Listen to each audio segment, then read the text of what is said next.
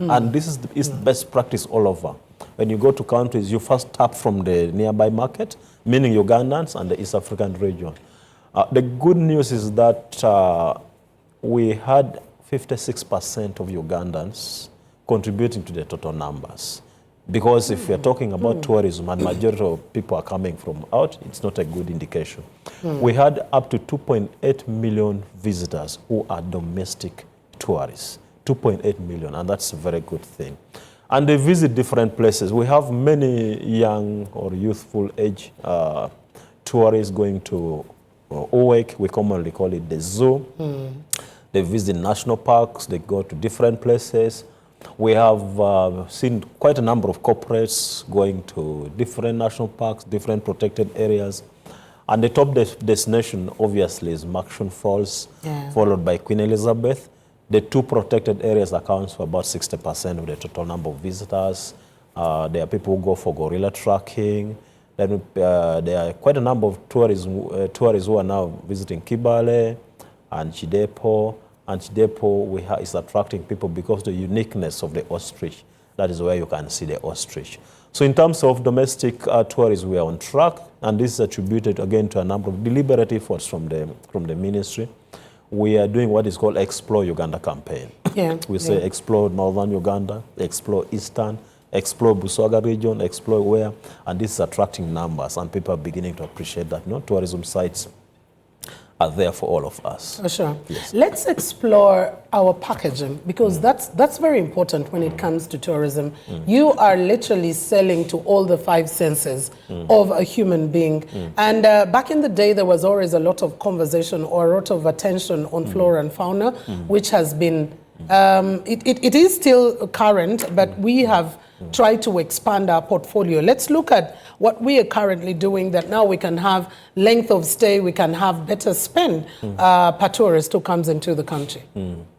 Well, in terms of diversity of products, I think, like you rightly mentioned, well, our tourism is still largely nature-based. There are many people who come to gorilla tracking, and gorilla tracking accounts for 60% of the money we get from tourism, quite a significant amount. But also we are talking about the big five: leopard, lion, elephant, the rhino, buffaloes. You may be happy to note that recently we got 8 rhinos from South Africa, the white rhinos, which has been taken now to Ziwar Rhino Sanctuary.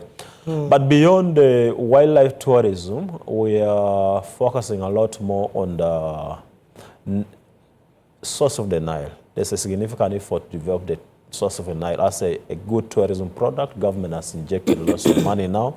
We want visitors to go and appreciate. And also cultural festival, music festival, food festival is being promoted. Recently, we participated greatly in the Atekere, the Karamojong and the Itesot, which attracted actually people coming from other countries to participate. Of recent, the cultural tourism has picked up. I'm sure you're aware that the Kasubi tomb has been now removed from the blacklist, from the World Heritage Center. Other heritage sites are being also put in the market. The museums, we have the National Museum here, the Karamoja Museum, Soroti Museum, and all these are being actually upgraded to support in diversification of the tourism products. Another one, which is very important, is MICE, meetings, incentive, conferences, and events. MICE tourism is a very important, event because it attracts the corporates, the middle class who come for meetings, businesses, and other activities. Then finally, the sports tourism. You're aware that government is investing heavily in building the stadium and attracting African Cup of Nations. We are proud that we shall be hosting AFCON 2027. And already we hosted Chan. These are all strategies to diversify tourism and see that people come from all corners, near and far. When you talked about the source of the Nile, I recalled India's Prime Minister's visit, Narendra Modi, when he came in 2018 and did promise that India would be able to fund the Narendra Modi Convention and Heritage Center around the source of the Nile. I am wondering, almost close to some years down the road, how far are we, what is the process of creating that? Because it also directly drives into the MICE sector that you were talking about. Well, the government of India may not now be financing the convention center, as we said. But as a tourism ministry, we are looking at development, comprehensive development of source of the Nile. So what we have done is there's a project which is handling the viewing point, the pier, the docking center, source of the Nile. But we have done what is called the resettlement action plan, which looks at comprehensive planning of the source of the Nile and acquiring more land. The current acreage that we have is 7 acres, but we are looking at 7 acres. Yeah, looking at over 100 acres of source of the Nile. Do comprehensive planning and then allow people to develop private sector. It's a PPP approach which should be actually developed. You should have a museum. You should have a 4 or 5-star hotel. You should have the golf course, exhibition centers, and all the compatible activities that speak to tourism. That is how source of the Nile should come and then deliver its right value.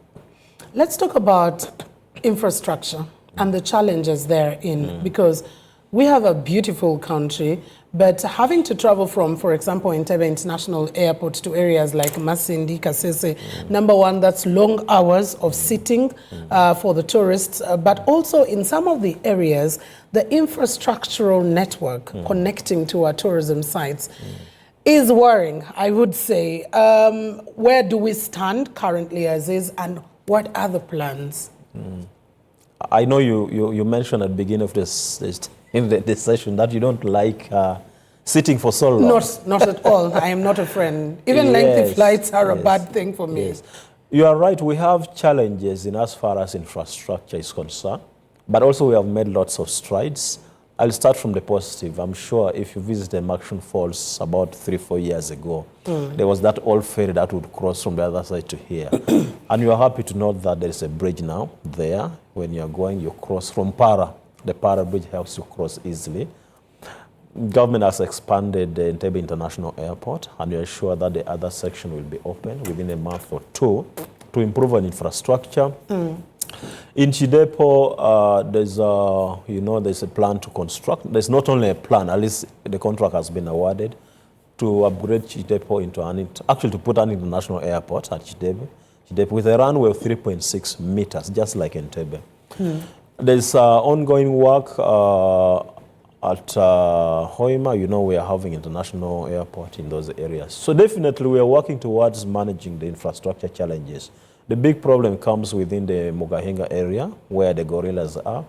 The roads are still not yet upgraded to bitumen, but all of them have actually been, most of those roads have now been surveyed, feasibility studies done, others contracts are awarded, others the contracts are on site. So the road infrastructure will be worked on. In terms of airports and aerodromes, a few of them have actually been worked on. But infrastructure spread as far as the telephone or connectivity on the internet. Uganda Wildlife Authority has advanced discussion with the telephone companies to ensure that we have internet connectivity within the protected area so that people can go to the parks and then they share experiences, they do live streaming. I think as far as infrastructure, that's the effort being put.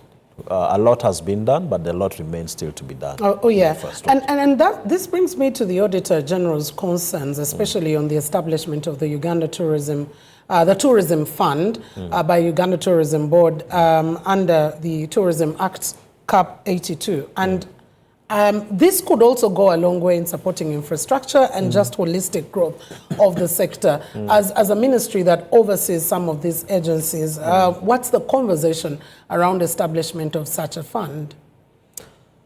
The Tourism Development Fund and the Tourism Levy is well articulated in the 2008 Tourism Act, as you rightly mentioned.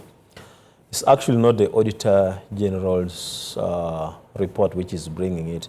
Minister of Tourism had gone ahead to put it in the Act. And if you look at the recent launch... No, the Auditor General was only concerned that it hasn't been... Why it's not implemented. Yeah, it wasn't implemented. It is true. It's equally a big issue for us. And the Tourism Development Fund is now clearly articulated in the tourism policy, how it should be done.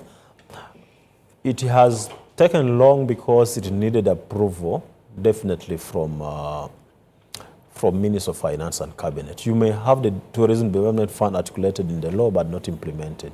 And we believe with the coming of the new policy, we want to holistically agree on the Tourism Development Fund, which will come from the tourism levy. And the tourism levy, how do we want to implement? We want to consolidate the different taxes and the taxes and licenses which is paid by the tourism investors. Currently are split all over. You find that when you have a hotel, you paid for the lift different, you pay for the swimming pool different.